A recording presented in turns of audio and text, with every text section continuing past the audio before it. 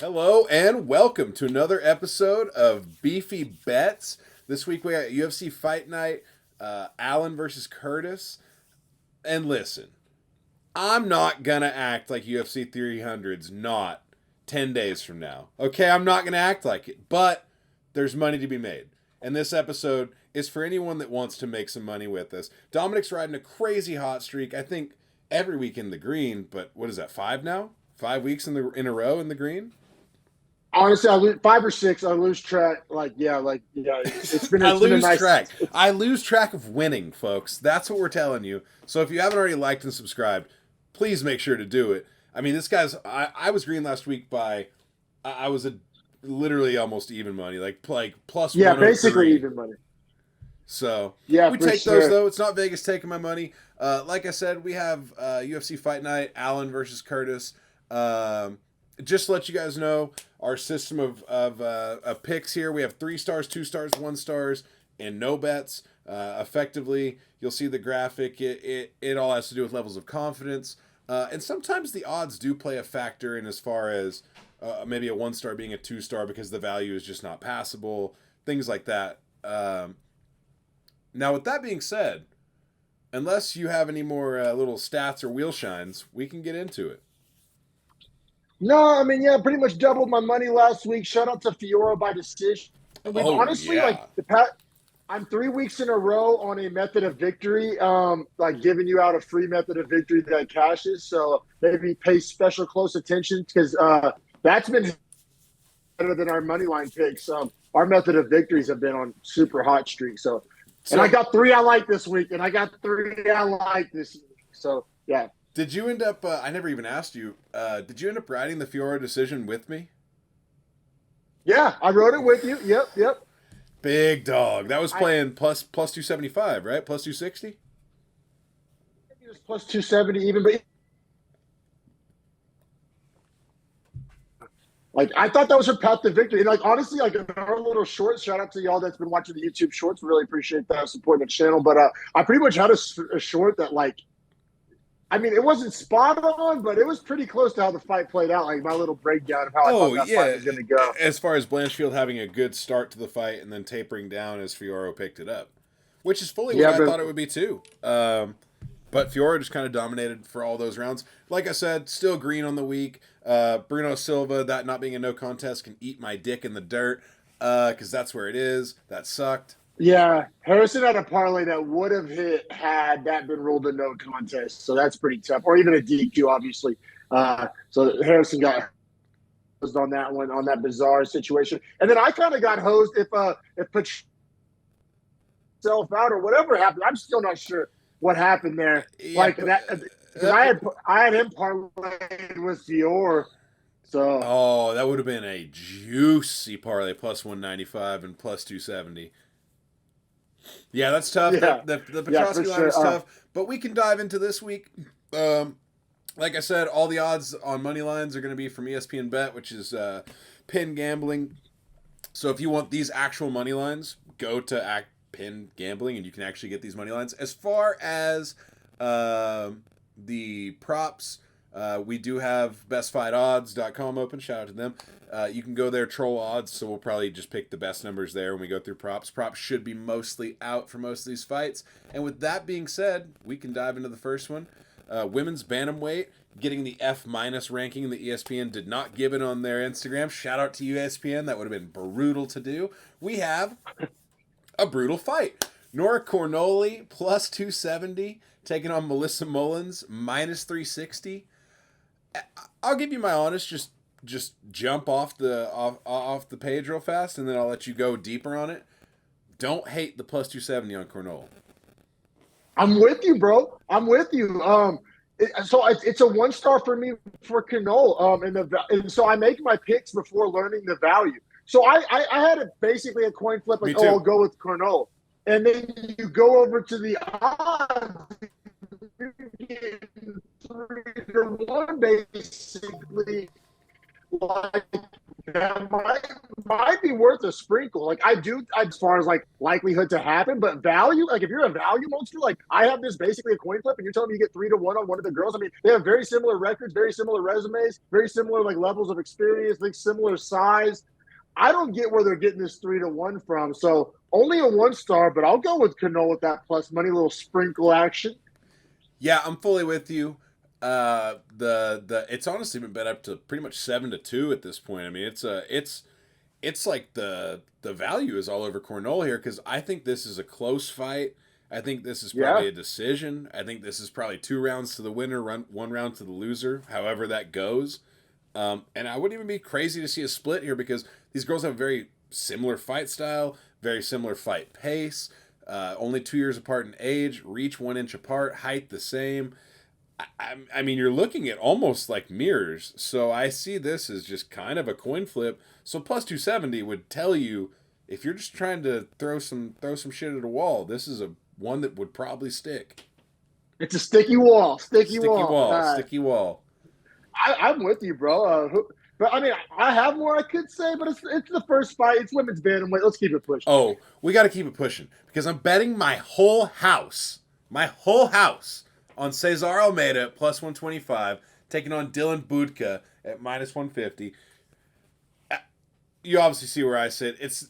It's 2 stars though, but the value is so good. Is the reason I'm saying it's a bet my house bet, if that makes sense. Like, it's 2 stars, but the value of the plus 125 on a 2-star, I can't pass it. Now, I want to address the shakiness, okay? Dylan Budka, okay? All American quotes wrestler in high school. There's not really a thing for that. He didn't go to Fargo, so he wasn't a freestyle or Greco wrestler. He was just a folk style wrestler, which is good for the NCAA, good for America.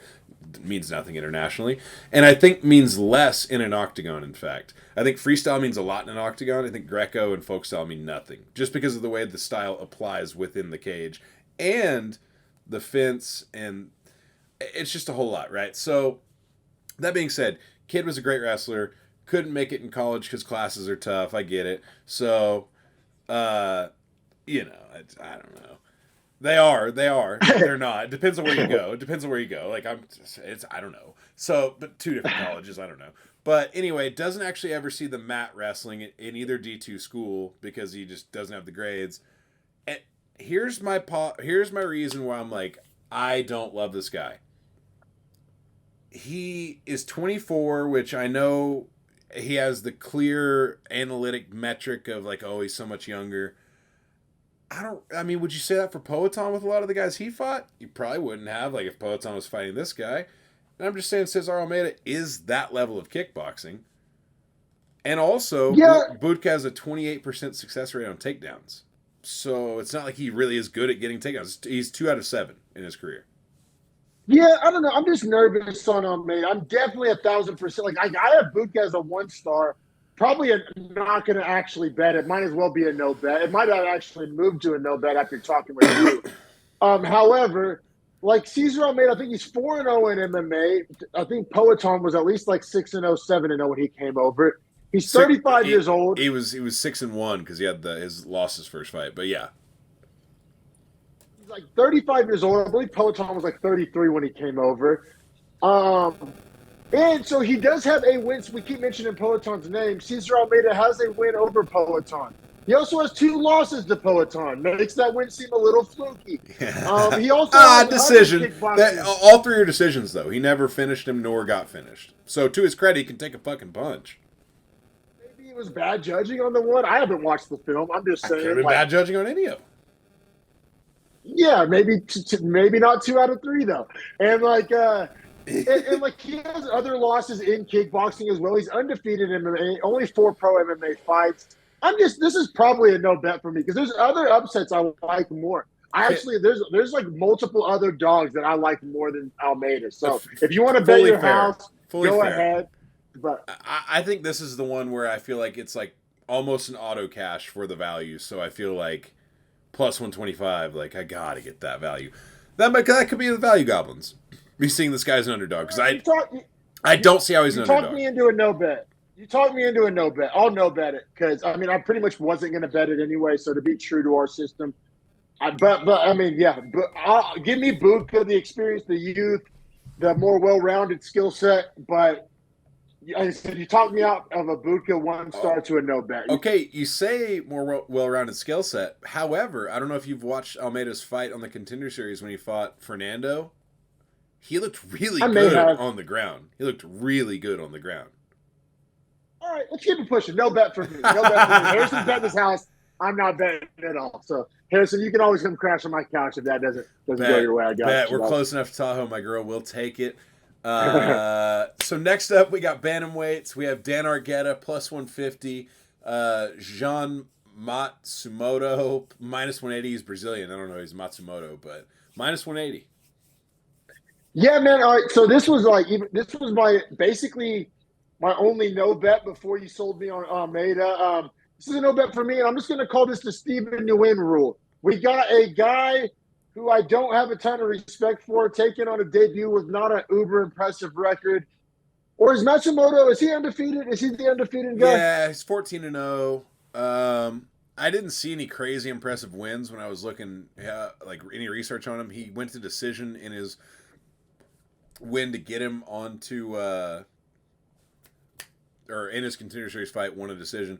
And he had 2 LFA fights before getting that Contender Series fight. So, I mean, you know. There's a no bet for me. Just call it the Stephen Nguyen rule. Fool me once, shame on you. It's like I don't think Argueta's a world beater, but I don't know enough about this Matsumoto guy. He's undefeated, but like I said, not a ton of finishes, a bunch of decisions. I'll sit this one out, and I want to spend more time talking about other fights on this card that I like more. I don't know. Do you have a pick? For me, it's an absolute no bet. However, I will say, very interested to see the fight because this Matsumoto guy has a Muay Thai background, and Argueta's a pretty good striker. He's just really well rounded. So for me, anything else, it's a no bet, but I want to watch it. I definitely want to watch the fight. I think it's gonna be a really fun fight. I just don't want to bet on it, if that makes sense. And I'm not trying to cop out here. There's other fights on this card that I'm going to give bullish takes on. So don't think I'm not trying to stick my neck out there. I got hot ones coming for you.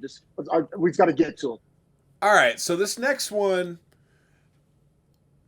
maybe could be Hot Take City. We'll see. Women's strawweight. We got Piera Rodriguez minus 130 versus Cynthia Calvillo at plus 110. Oh, see, so I like Rodriguez as a 2-star, and that was at minus 166. You give her to me at minus 130. That's parlay city. Love it. I'm out on Calvillo. Okay. It's a Calvillo fade. Okay, good. Out. She's like 36 on a 5-fight losing streak. She's a female Tony Ferguson. Minus 130. I push back on actually, you know what though? I will push back a little. Well, it's tough killers. Because she's 5 killers. Yeah, because so like Tony Ferguson. Because like Chikabian in 2020 and Andrade in 21, very good forms of who they were. Andrea Lee in 21, I don't love that loss, and you got TKO'd by her. And then split decision loss to Nina Nunes 2 years ago. Now retired.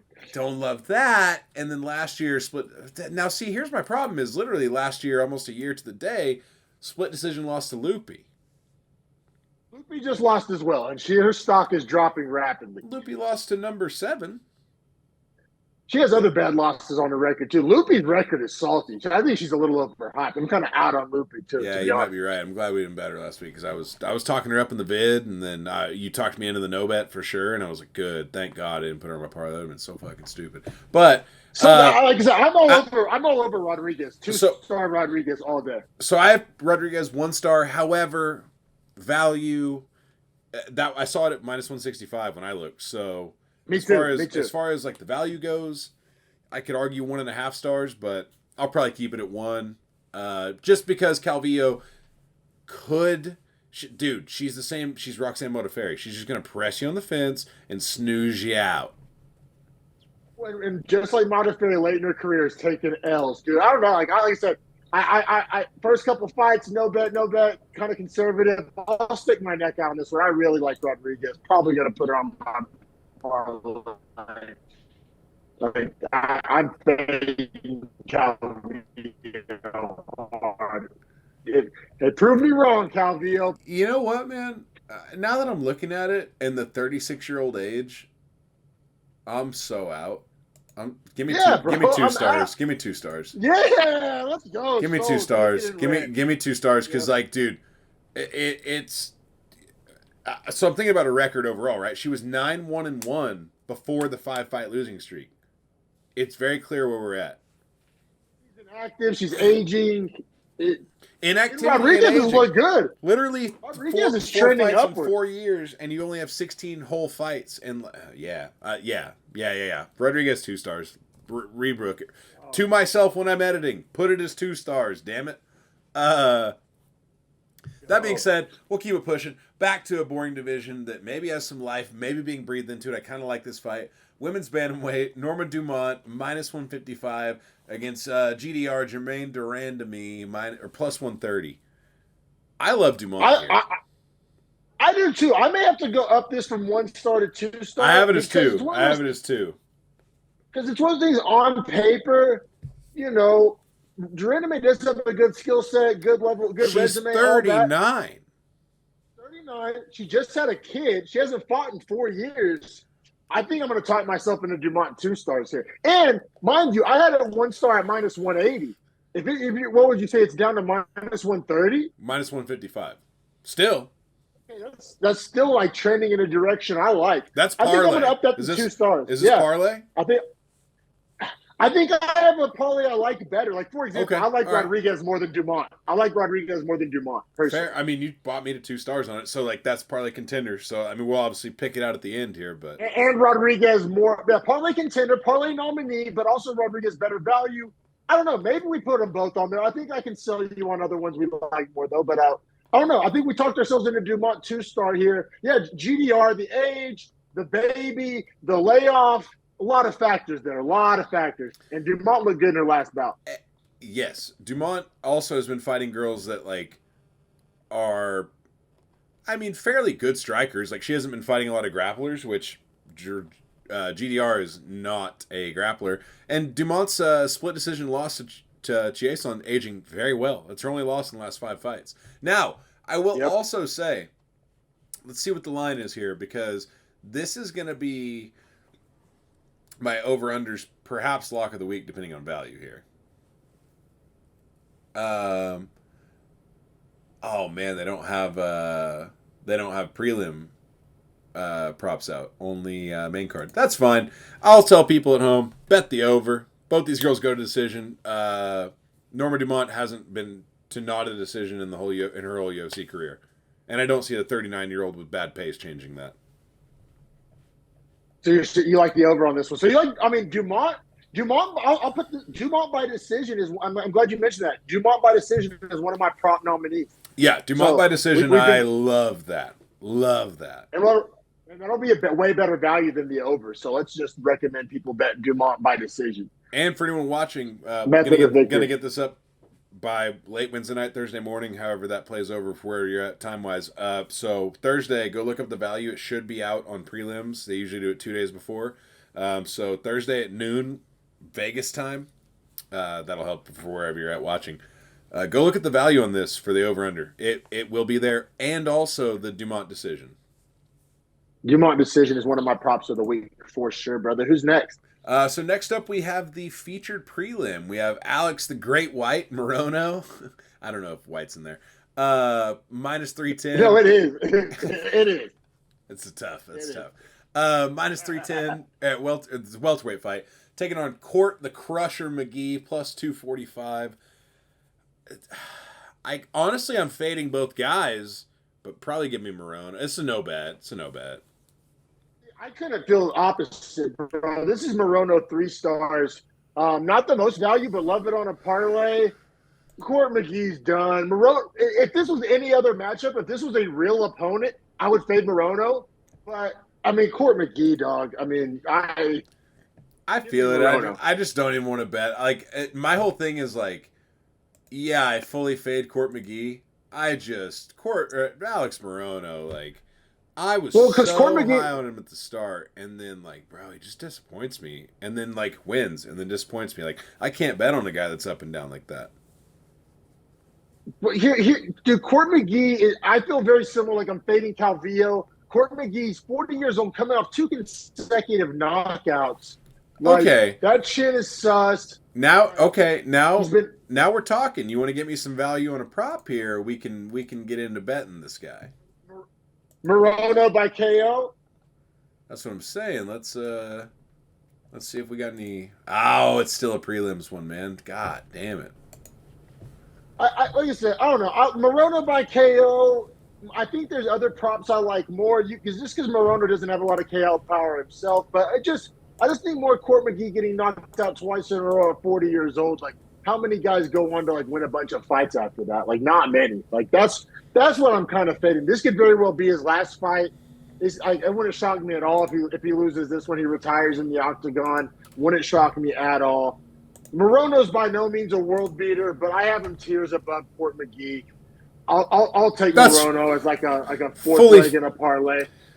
Oh God, I guess fourth leg. Yeah, that's where I'm at with Morono. Is like fifth leg parlay option. I'd love him on it, but like I just don't see how to bet him otherwise. Like I just don't see the value in the -310.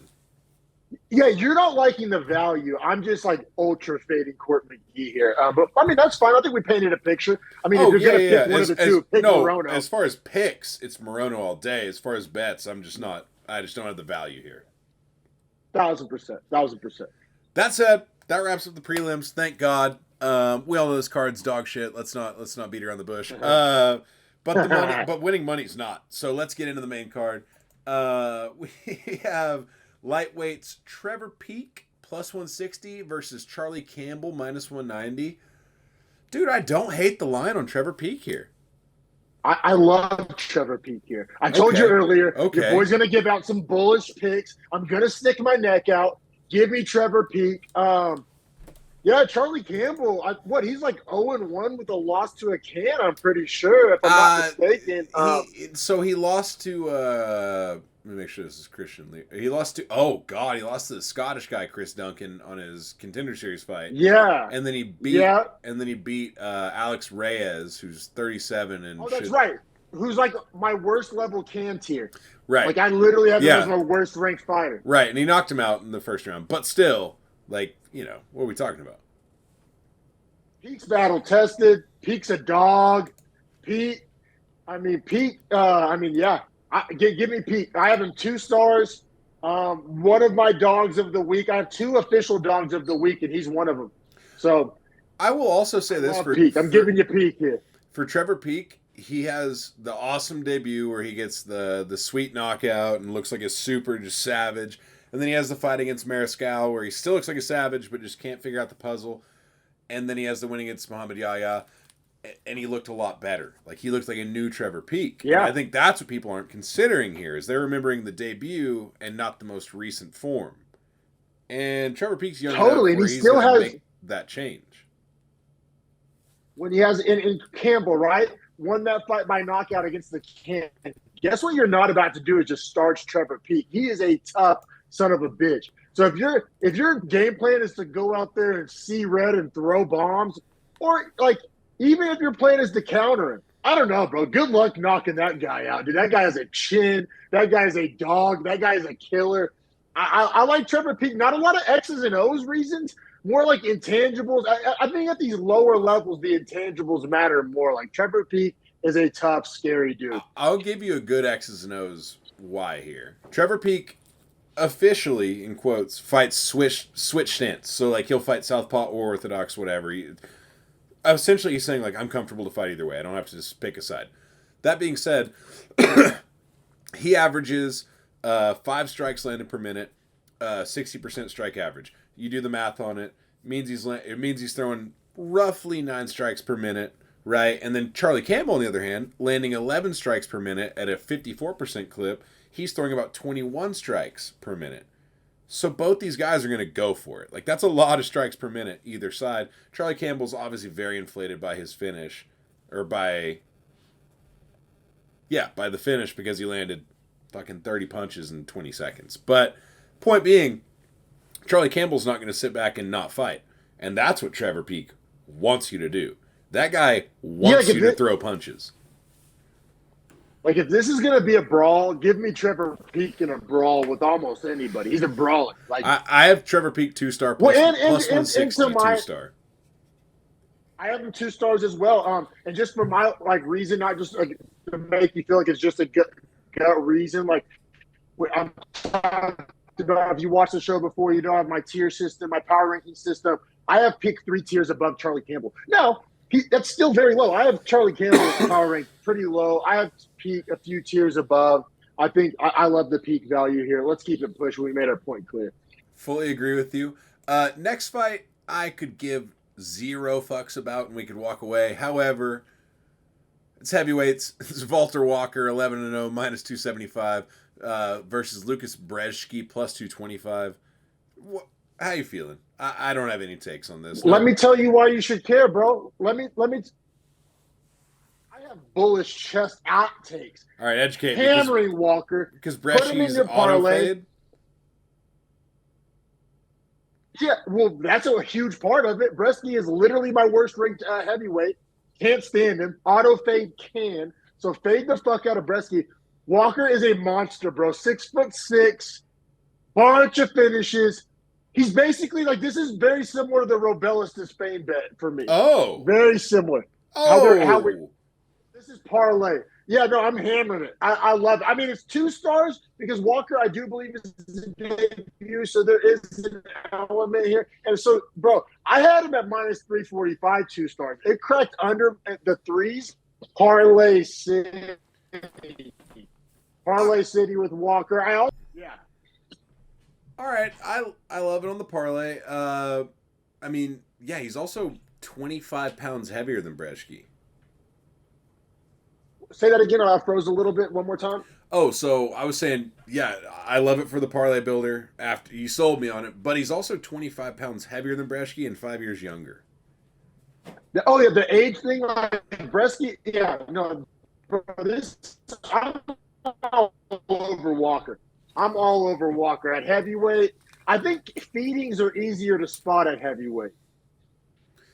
You might be right because it's thinner, right? So but that's how I feel about the Almeida fight. Is to me that feels it's different. It's different. Clearly at minus 275, Brzeski's like a certified can. Yeah, right. I agree with you. Yeah, and at minus 275. It's solidified. That is a great parlay leg for anyone at home. Make sure you note that down. That said, we can keep it pushing. We have lightweights up next. This is one where it's going to be a no bet for me just based on value, but it's Bahamondes minus 360 versus Christos Giagos plus 270.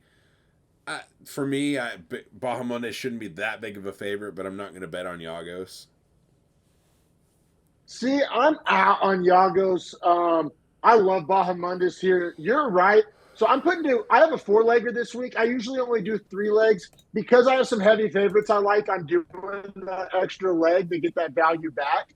I think Bahamondes on a 4 or 5-legger. On a 2 or 3-legger, obviously not worth it unless you got a huge bankroll. But I think Bahamondes on a 4 or 5-legger totally works. I love Bahamondes 3 stars here. I think this is like a get-right fight for him. We've always been high on his skill set, on his talent. He's 6'3" for the division. Giagos, I believe, is 1-3 in the UFC, approaching auto-fade cans here. Yeah, love me some Bahamondes here. Obviously trains at a good gym with Bilal and the boys up in Chicago. Like I said, 6'3". He has some nights where he hasn't quite shown up. I just don't think that's going to be the case here. I think he's trending in the right direction. I think some of those losses where maybe he was younger, figuring some things out. I like to believe he's kind of hitting his stride here, figuring some things out. I don't know. Love Bahamondes. You're not wrong about the value, but like I said, I'm doing a 4-legger this week. We may even have a 5-legger we put together. And I think in that case, with that many legs, you can throw them on there and feel good about it. All I'm saying is Giagos' 5 losses aged pretty well. I mean, out of the 5 losses in the UFC, he's been finished by Thiago Moises, Arman Sarukian, Charles Oliveira, and Daniel Zellhuber. So it's I think Bahamondes is very comparable to Daniel Zellhuber. Similar frame, similar build. Like, I think that's actually, I mean, you're not wrong. Like, I'm not even disagreeing with you. I'm just making like a separate point that I think the Zellhuber loss, like, is very similar matchup to the Bahamundis. Like, similar build, similar body types. Well, okay, so I'm glad you say that. So, like, in counter to that, he also has a loss to Jakar Close, unanimous decision. That one's like a 50-50 loss, whatever. But in counter to what I just said, though, his wins are Damir Hadzovic, Mizuto Hirota, Carlton Minus, Sean Soriano, and Ricky Glenn. I mean, I would put those all None five. of those guys are still signed. Right. Like, all five would be cans if they were still signed. So, he has 5 can victories and 5, like, solid losses. Like, he's only fought either top 25 or bottom 15. So, like, for me, it's hard to bet this with, like, the value given. Granted, I like Bahamondes to win pretty much, like, I'd say if it was a pick, like 2.5 stars on a pick. I just, like you said, 4-leg, 5-leg, sure, throw them on. But a 3-leg or less, I mean, there's just no value for Bahamondes. But like you said, parlay, definitely can add him to the list. Because if we go 5 deep, he's getting thrown on there. If you're under minus 400, I can consider you for the 5-leg. Agree. I think we're in lockstep here. I think we just have like different gambling strategies. So like we agree a lockstep on the pick, but just parlay assembly, we take slightly different approaches. So I think that's all that is there. We might have even said the same thing from different sides. I think you said you'd put it on the 4 or 5-leg, and I think I said I would too. But it's like I'm out here value hunting, and you're saying like this is value once it's at this distance. It's a safe. That's how you get the value, by putting it on a 4-legger. Right. I mean, you multiply that value. Right. But yeah, no doubt. Let's keep it pushing. For sure. So we do have, like I said, main event fights. So we can look up over-unders here. So if there's anything you think is a decision or anything like that, or if you have any props, let me know. Is Bahamundis by sub? My bad. What's Bahamundis by sub? That's one of my props I like.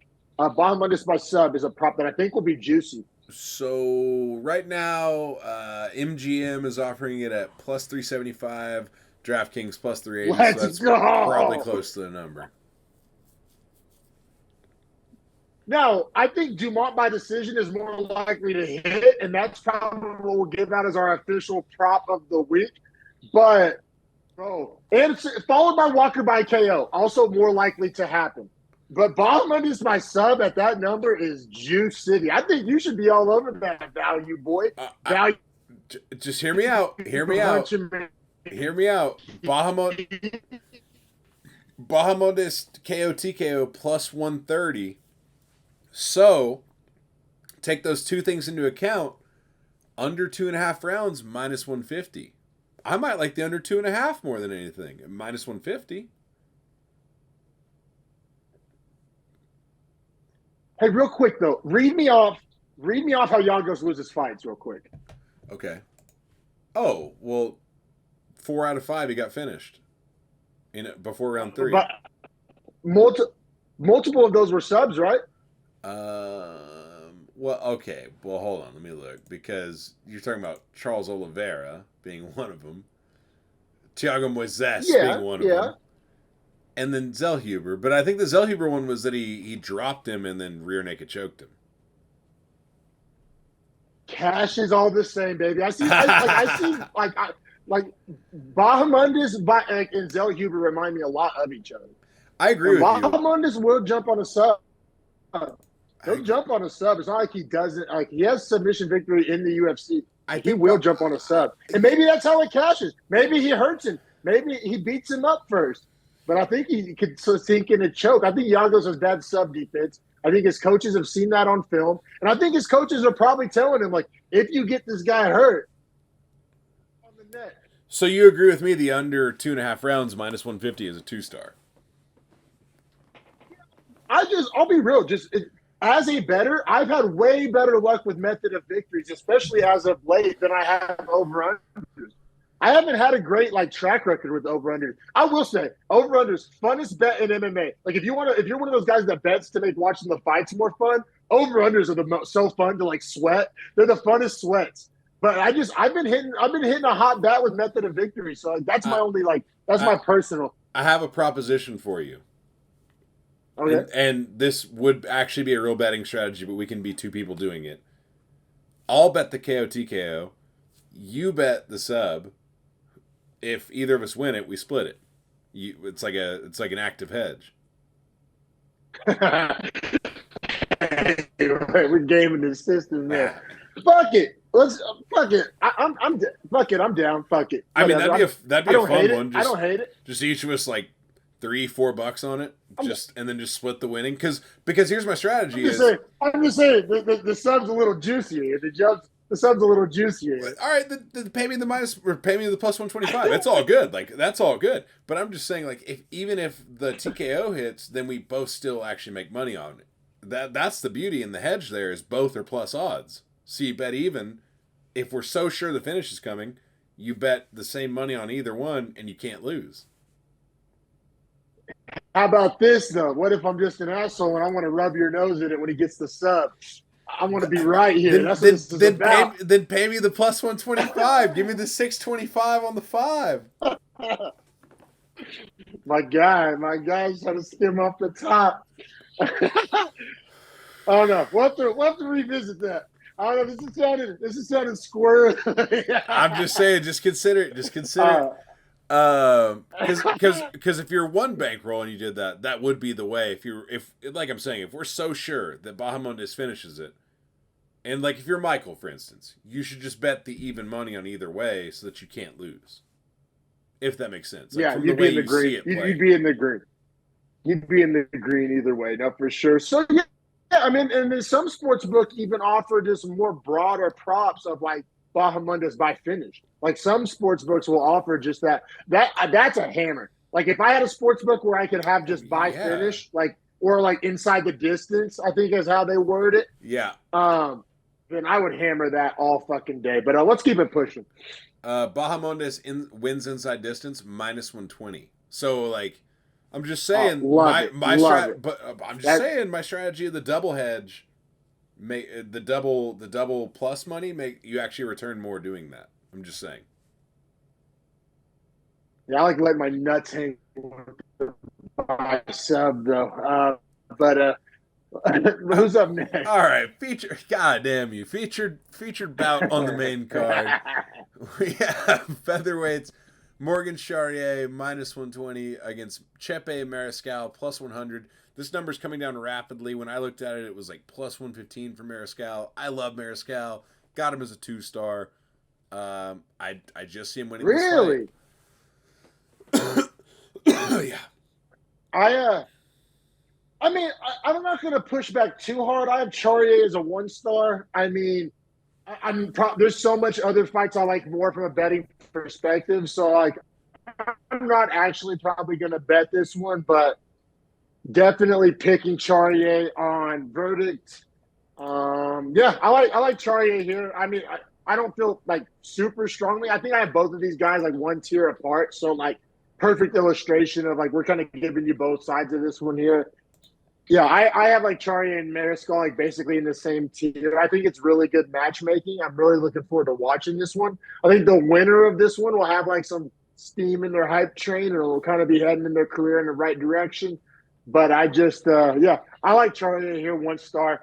Not going to die on any hills here. Probably won't put money on it. There's other fights that I still like more. Man, so my thing is that like Charrier was like a Cage Warriors like all-star until the UFC had their first card in France, and they needed French fighters. And he's a French fighter, and he had a record of 18-9-1 when he made his UFC debut. It's not the best, and he fought Manolo Zucchini. They fed him a can. They fed him a can so that France could feel good about it. Now, on the other side of things, you're not wrong. Chepe Mariscal has fought dogs in his first 2 UFC fights. Jack Jenkins and Trevor Peek, I was high on both guys. Even when Mariscal fought him in his debut, or I guess second fight for Peek, but that was Mariscal's debut. I was like, damn, this Mariscal guy is nice. Like, because he doesn't fall into traps. He clearly has a good fight IQ. And I think that's going to be important for when he fights Charrier. But then against Jack Jenkins, it was like, oh, he beat up a guy that's supposed to be a striker. Jack Jenkins, not a wrestler, as far as I know. Chari ain't not a wrestler as far as I know. No, Jack Jenkins really good striker. But did he win that Jack Jenkins fight? Yeah, he TKO'd him second round. Oh no, but that's the fight that Jack Jenkins got hurt. That was when Jack Jenkins got hurt. It was kind of fluky. Like that's like an injury. What did he injure? I don't remember exactly, but I don't believe it was something Mariscal did to him. I believe it was like he like posted on his shoulder and it got like. I don't believe it was anything that Mariscal necessarily can take credit for. All right, hold on. If my memory serves me. All right, well, we're going to get the scorecards up on it here real quick. So Jack Jenkins did win the first round. Arm injury, verbal submission from Jack Jenkins. Yeah, I think he was like posting on a takedown defense or something like that. Oh, and his elbow collapsed on him, right? Yeah. It was pretty fluky, bro. Like, it wasn't like some Sugar Sean Cheeto shit. Like, we're like, you know what? You might have taken me to a 1 star on this. Yeah, I mean, I think neither of us are actually putting real money on this. No. So I mean, I don't like, we're both giving 1 stars opposite sides. So like, if I'm watching this podcast right now, I'm probably thinking to myself, probably not going to bet that one. So it's not like an official no bet, but the composite is like a no bet. Yeah, and Vegas kind of is telling you that -120, +100 really could go either way. Like, I think Vegas is as unsure as we are. I think there's better places to put your money as a bettor. 100%. Speaking of, let's keep it rolling to the co-main event. We got featherweights. We got Alexander the Great Hernandez, not the Great White. Keep that in mind. Against Damon Jackson, +175. Alexander Hernandez, -210. I don't think I said it. Give me Damon Jackson, +175. Like, 2 stars. I love the value. I have him 2 tiers above Hernandez. I mean, I don't know what we're doing here. I cannot agree more, bro. I love Damon Jackson. I am a real scumbag and already have a Damon Jackson straight bet. Like, I made sure I locked that in. Because I made sure I locked that in. Let me see how many tiers I have. So I have Hernandez 4 tiers below Damon Jackson. I actually have Chepe Mariscal above Alexander Hernandez by like a full tier. So like I'm down on Hernandez. I'm kind of out, more than down. I'm basically out on Hernandez. I have him power ranked at 52 in the featherweight division. Like, I am not a fan. All right. I have Damon Jackson at 31. Like I said, I mean, basically lock of the week, but definitely dog of the week because like that's why I got a ticket in because basically my lock of the week was a dog, and I was like, when you have to trust your rankings, you have to trust your numbers as a bettor. I feel very strongly about Jackson. You're giving me plus money. Basically, my lock of the week and dog of the week all wrapped up into one. Love it. So funny enough, Damon Jackson is my dog of the week as well. Just based on like rankings, what I know, what I can expect, track record, UFC fights I can watch, all that stuff combined. I have Damon Jackson. I guess technically 3 tiers if we're counting like 3 versus like 6 is 3 tiers, but 2 tiers in between if that makes sense. Or I guess 4 and 7 in this case. But point being that I have Damon Jackson at like 32 in my rankings, and I have Hernandez at 50. So it's like basically this pretty similar. Right, and then beyond that, man, Tapology has Damon Jackson at 23, which I think is very, very overrated. But Hernandez at 78. So it's like, it's not even just us that have the rankings that are disparaging like that, and we have independent rankings, obviously. Not even of each other, but of fucking Tapology. But Tapology has the disparity even bigger. And we're talking about the dog that has the crazy high ranking. Yeah, I think people are kind of fading Jackson's age, and Jackson has been a little bit chinny, and Hernandez does have power. But I don't know, man. I believe in Jackson, man. I believe in Jackson. I think he's going to get it done. I think I love actually more than lock of the week, dog of the week. Yeah, Damon Jackson's been chinny in his career against Ilia Topuria and Dan Ige. Get your tickets in, folks. Go get your Damon Jackson ticket. Buddy, no, I feel you. I'm a Jackson guy. I'm honestly, bro, I was actually like kind of nervous to tell you this is my lock because I notoriously like Damon Jackson more than you do. I sent it in the text this morning. I was like, I'm high on Damon Jackson at this number. Yeah. At this number in this matchup, super high on him. Not super high like overall as like a future contender, but like in this matchup at this number, couldn't love it more. Let's keep it pushing. Yes, sir. We got the main event, middleweights. Like we said at the start, obviously Allen and Curtis. We have Brendan Allen minus 210, Chris Curtis plus 175. So same odds as the co-main. However, I'm on the opposite side of the coin here. I'm very much more like Brendan Allen. However, I think we're in for a shitty, snoozy main event. Yeah, man, and it's crazy because Curtis has a knockout win over Brendan Allen, and Allen's still the favorite. Allen's still my pick at 2 stars. I'll say as an actual bettor, like putting my real money on this, like I do have Allen at 2 stars, but it does make me nervous knowing that he's lost to this guy. But like, I think Curtis has gotten older since that first fight. Allen has gotten better since that first fight.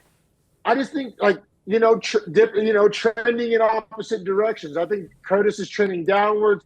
Allen is trending upwards. I mean, Allen's debatably 1 fight away from a title shot if something squirrely happens. I think he's more likely 2 fights away from a title fight, but I've seen stranger things.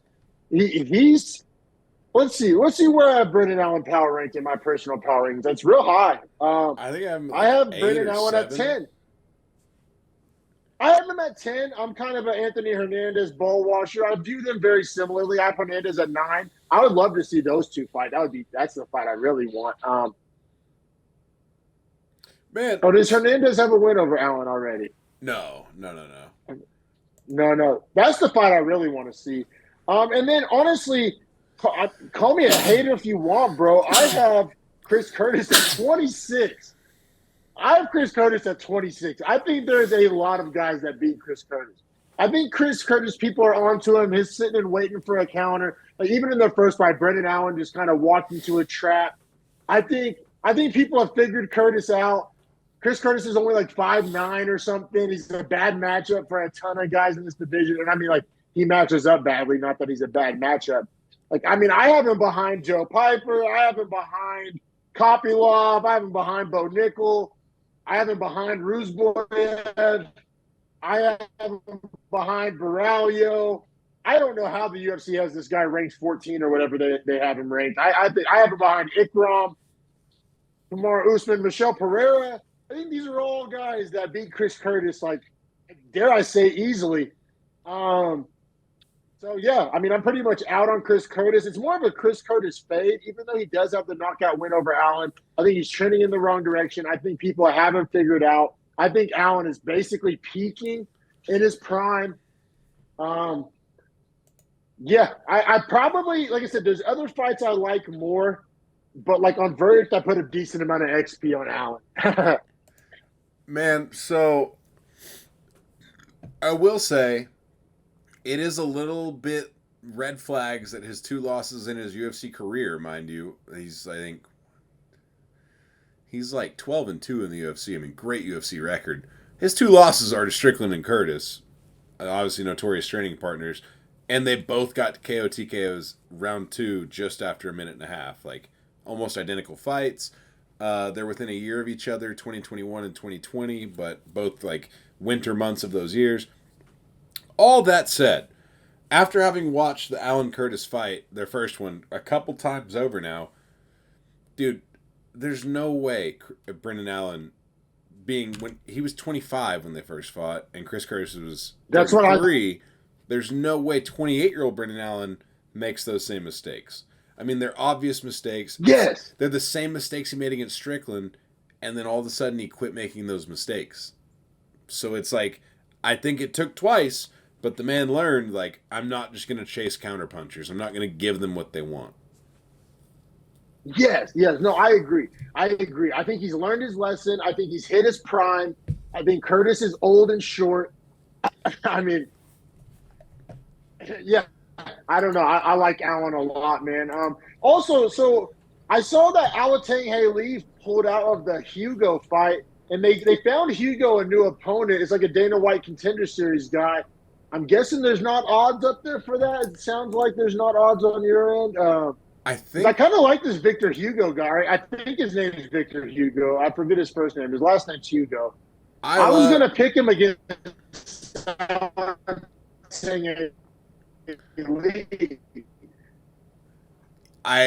so they don't have any new odds. Go to the card on Tapology. I think Okay.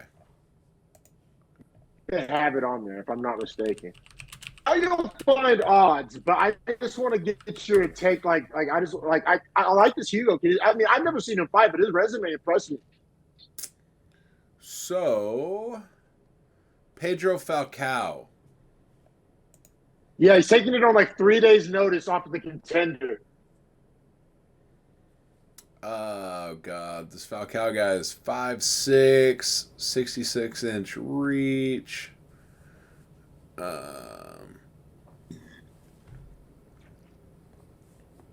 Yeah, I don't know. I was super high on Hugo. I didn't even realize this happened. Yeah, I don't know, man. I was super high on Hugo beforehand. I'm super excited to see him debut, but Me too. Me too. I think he's going to be good, man. I think he's going to be good. Highlight Hugo's resume a little bit. So Hugo, 24-4, which obviously is crazy. He hasn't lost since 2014. Crazy win streak. I mean, yeah, it's I need to say no less than that. All 4 of his losses occur within an 18-month window. He has wins over Jose Nieto, who's been in the UFC, and that's like that's early in his career. So, yeah, I'm actually like, I think this might have been a guy that they slept on. Douglas Felipe, another guy. This might have been a guy that they slept on for a while. Yeah, I agree. I like him. I think he's going to do good in his debut. Like I said, I was going to pick him over Alex Lee. They tried to sign him against Daniel Marcos last November. Oh, okay. Okay. That would have been a banger. That would have been a banger. But all right, man, let's get to our official parlay of the week and our official props of the week and all that. So my 4 that, before I talk to you that I'm feeling really good about, and I'll probably still bet it as a 4-legger. If you convince me on any others, I may do a separate parlay and let my nuts hang a little bit with a 5 or 6-legger. But I like Rodriguez, Morono, Walker, and Bahamondes. Those are 4 that I feel really, really good about, and I feel like those are winners. Not the juiciest in the world, but it's a 4-leg. Like, you're going to do all right. You're going to do all right on it. So wait. And I think I just love those 4. So Rodriguez minus 130, Bahamondes. Pierre Rodriguez. What are they? I have my odds. They're a couple of days old. Okay. Here, let me put them in based on. So a couple of days ago. So all right. So Rodriguez, Bahamondes. What are the other 2? Walker and Morono. Okay, minus 275, minus 310.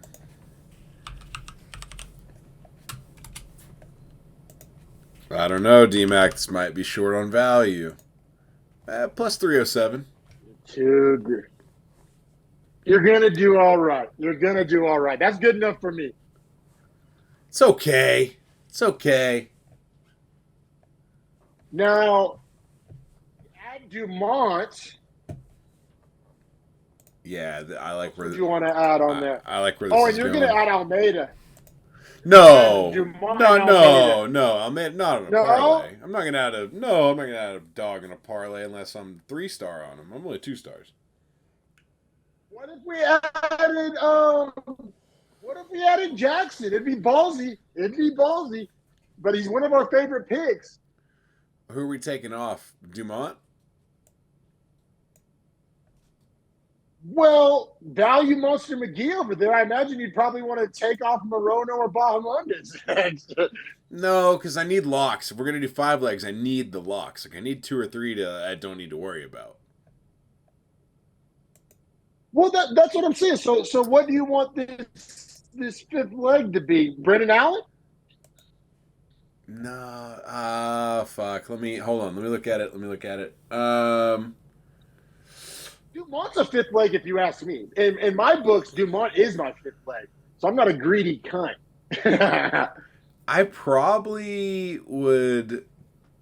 Oh man, yeah, I probably would take Bahamonde. I honestly would run it as 4 legs and just take Bahamondes off. Replace Dumont with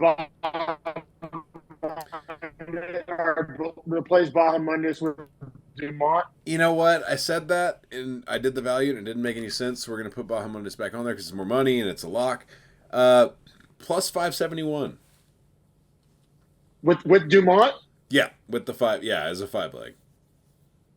You can't be mad at that. No, you can't be mad at that. That feels like what I'm actually gonna like screenshot lock as my. I'm gonna send the money on it because I like Pierre at -130 and I love Dumont at -155 and the other 3 guys are essentially locks. Yep. So are we giving out are we letting our nuts hang? Are we giving out a 5-legger as our prop of the week? Is that what we're doing here? I think our parlay of the week is 5 legs. Yes, sir. Right. Hey, I'm a little bit more of a conservative bettor. Harrison's a little bit more of an aggressive bettor. We'll let our nuts hang this week. We'll give you a 5-legger. But if you want to bet it as a 4-legger, like I'm probably going to do both, to be honest. I'll probably put in a 1-unit parlay on both. Now I have to ask you, Damon Jackson, dog of the week? Oh, well, for me, I have to say yes because I literally already own the ticket. But I also, I got to debate on where I want to be greedy or if I just want to let my nuts hang because I'm strongly considering a Peak Jackson 2-legger, two-leg dog parlay. Me too. I want to do that and then an Almeida straight. That's what I actually want to do. Yeah. So, I basically have 2 dogs of the week. I mean, Jackson is like my dog lock of the week, but like Jackson Peak 2-legger or just Jackson and Peak 2 straight bets on dogs. I don't hate. I like them both. I'm down to give out 2 dogs of the week this week. Jackson and Peak plus 615 if you parlay them together. Wow, plus 615. Yeah, for those 2. I mean, I might have to throw a ticket on it. Said plus 615. That's insane. Oh yeah, that sounds fantastic. Yeah, plus 615 for those 2 dogs on a 2-leg. That's awesome. That's value city. And then we do have to do prop of the week. Norman Dumont by decision. Dumont by decision. Although for the viewers, I really like Walker by KO, and then in 3rd place, but I still like it Bahamondes by 7. Okay, so let me see. Walker KO is going to net you plus 100. I would ride that. I am down to make that my prop of the week. Plus 1. Can you find a number on Dumont by decision? It's not out yet because it's prelim, so not till tomorrow, unfortunately. I'd imagine that number is more minus than Walker by KO, but Walker by KO at plus 100 sounds great on a minus 275. And I might be if you want to scumbag it, you could parlay Dumont by decision, Walker by KO, I also 2-leg method of victory. I have catched one of those recently. I also just want to bring up the you could hedge your methods of victory here. We're so hound Bahamondes to finish the fight. You could literally do, for instance, if you do $10 on the KO, $10 on the sub pays you back $22.50. And the KO pays you back $22.50 and the sub pays you back $47.50. So either way, you make more than $20. So and that's not a bad strategy. Or like I said, if you have a sports book, they can give you Bahamondes inside the distance at like minus 120 or whatever. I would hammer that. That's a good prop. But yeah, I think officially show Dumont by decision. We both like Walker by KO. Dogs of the week, Jackson and Peak. If you want to parlay him, more power to you. Good luck. And then we're letting our dicks hang with the 5-legger. Rodriguez, Morono, Walker, Bahamondes, Dumont 5-legger plus 571. If you want to be a little more conservative, the Rodriguez, Morono, Walker, Bahamondes 4-legger is plus 307. So I think I'm going to do both. I already have a Jackson straight. I might do a Jackson Peak 2-legger, and I might do both of the 4-leggers, and then I might just do a Dumont by decision straight as well. I may let my nuts hang a little bit this week. I think I may get some tickets rolling. I think we found some good value this week. I especially love the two dog plus 615. The value there is unbelievable for two dogs that we actually have picked to win and ranked ahead. So, yeah, for anyone that's at home, like I would say if that Peak and Jackson ticket cashes, you're welcome. Yeah, that I like that bet a lot. But yeah, thanks for watching, everybody. Let's cash these tickets. If you end up cashing any tickets off of our bets, you can tag us on Twitter at Beefy Breakdown. We've got an Instagram at Beefy Boys Breakdown. And yeah, man, let's get this money, y'all. Let's cash these tickets. Yes, sir. We'll see you guys for the fight breakdowns.